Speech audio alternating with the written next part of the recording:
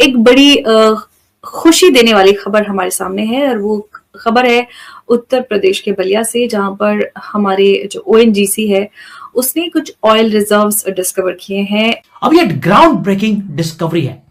ये भारत की डेस्टिनी को चेंज करने वाला है, क्योंकि रिजर्व्स भी छोटे नहीं हैं। They are termed as massive oil reserves. ये न्यूज ने हक्का बक्का कर दिया है सभी को।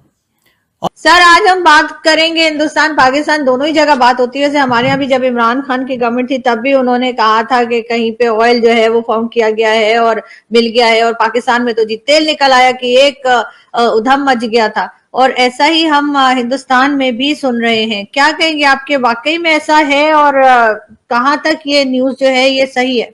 देखिए आरजू जी, बात सही है। ब्लू इकोनॉमी की तरफ तरक्की याफ्ता बहुत से तरक्की पजीर ममालिक तेजी से आगे बढ़ रहे हैं, लेकिन एक तखमीने के मुताबिक तेल के ज़खायर का इंकशाफ भी हुआ है। बलिया के अंदर हमें अभी मिला है, बहुत सारे ऑयल रिजर्व्स फाउंड हुए हैं।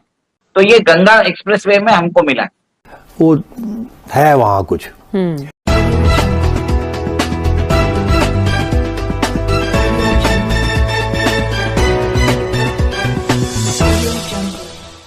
उत्तर प्रदेश में अब ना सिर्फ गंगा और यमुना की बहार है, बल्कि अब वहां खाम तेल, जिसे काला सोना कहते हैं, उसकी धार भी बहेगी। उत्तर प्रदेश से एक बहुत बड़ी खबर निकलकर सामने आई है कि उत्तर प्रदेश में एक बहुत बड़ी तादाद में खाम तेल के ज़खायर निकले हैं, जिसे वहां से निकालने के लिए ओएनजीसी ने ड्रिलिंग का सिलसिला शुरू कर दिया है। जितनी बड़ी ये खबर है, भारत को इसका उतना ही बड़ा फायदा है।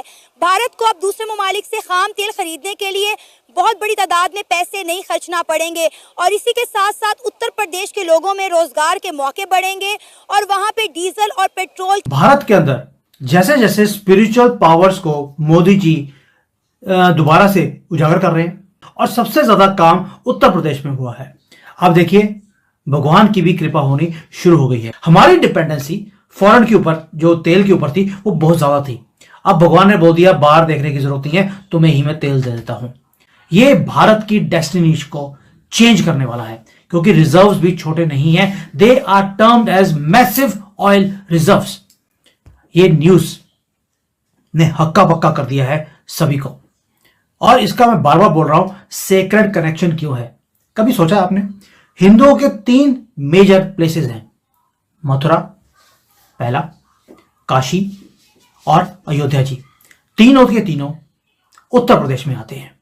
गंगा जी भी मेजरली उत्तर प्रदेश में से ही निकल के जाती हैं, और वहीं पर हमें तेल मिला है, जबकि यहां पर तेल मिलने की कोई पॉसिबिलिटी थी ही नहीं। आपको जनरली समुद्र में मिलता है, रेगिस्तान में मिलता है, उपजाऊ जगह में नहीं मिलता।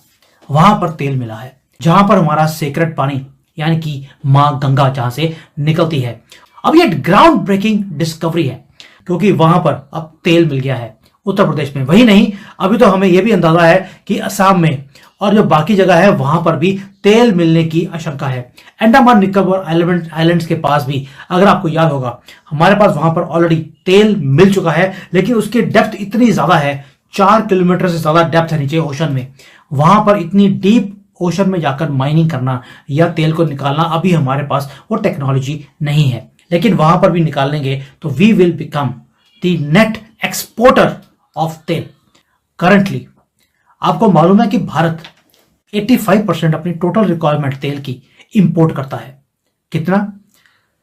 ऑलमोस्ट 2 करोड़ मेट्रिक टन्स हम इंपोर्ट करते हैं।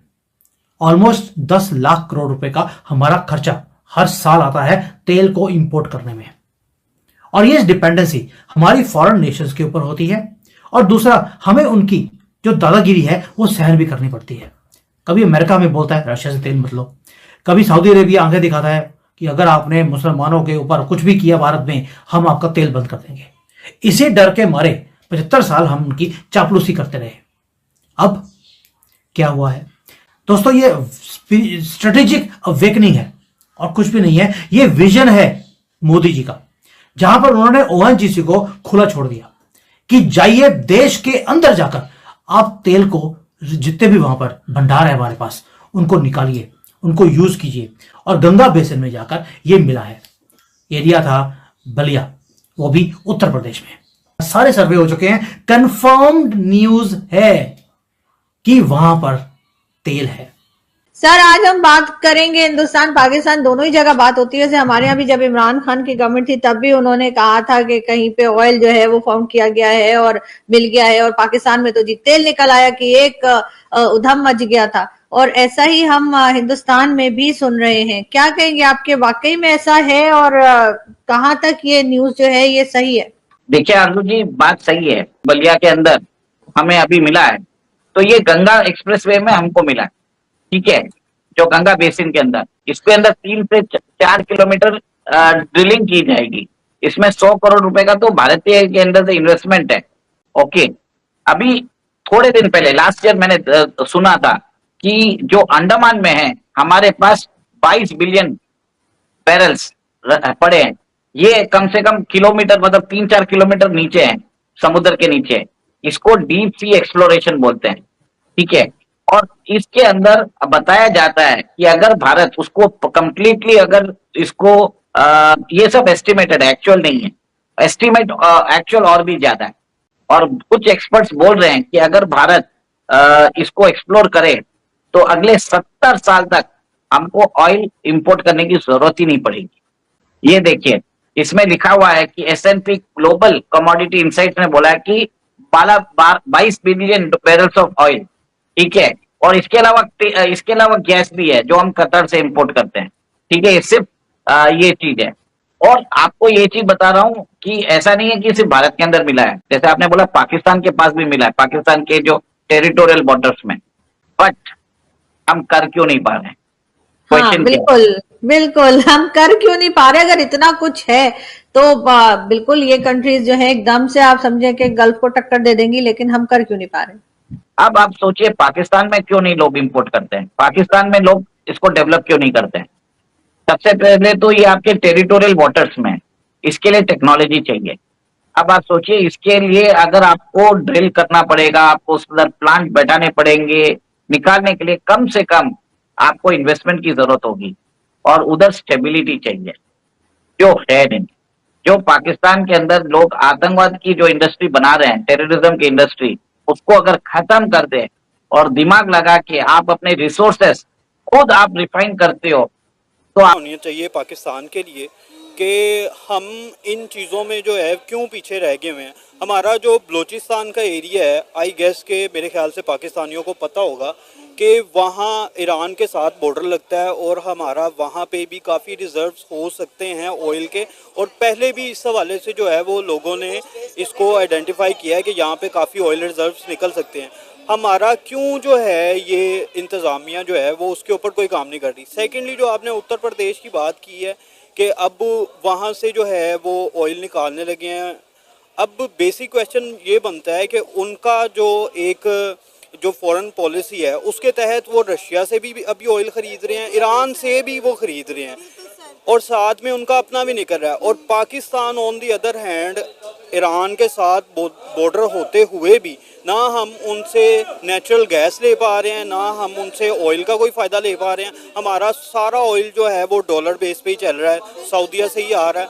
और ये मेरे ख्याल से काफ़ी बड़ा लम्हा फ़िक्रिया होना चाहिए पाकिस्तान के लिए कि अब हमें भी जो है अपने मुल्क के अंदर चीज़ें जो हमारी हैं, बेसिकली जो हमारी ज़मीन पे हैं, उनके ऊपर हमें भी काम करना चाहिए। हमें भी वहाँ से अपने रिजर्व जो हैं उनको निकालना चाहिए ताकि पाकिस्तानी अवाम का फ़ायदा हो। कब तक हम ये 250-300 तक तो ये खबर अब पक्की हो चुकी है कि उत्तर प्रदेश के बलिया में बहुत बड़ा जो तेल का भंडार है उसको रिकवर किया गया है। और ये जो तेल का भंडार है वो जो स्वतंत्रता संग्राम सेनानी थे चिट्टू पांडे, उनकी ज़मीन पे ये सारा का सारा जो भंडार है वो मिला है। और ये बहुत खुशी की बात है भारत के लिए।